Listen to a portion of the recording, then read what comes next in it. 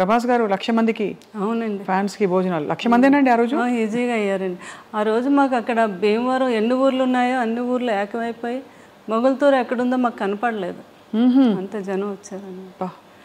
ఇంత జనానికి కూడా అరేంజ్మెంట్ చేయటం, ఎవ్వరికి కొంచెం కూడా ఏమి వాళ్ళకి పడిపోవటం కానీ లేకపోతే ఇంకోటి కానీ జరగకుండా సేఫ్గా ఇంటికి వెళ్ళేటట్టుగా అంత ప్లాన్ చేసి. క్షత్రియ వాళ్ళు కదా?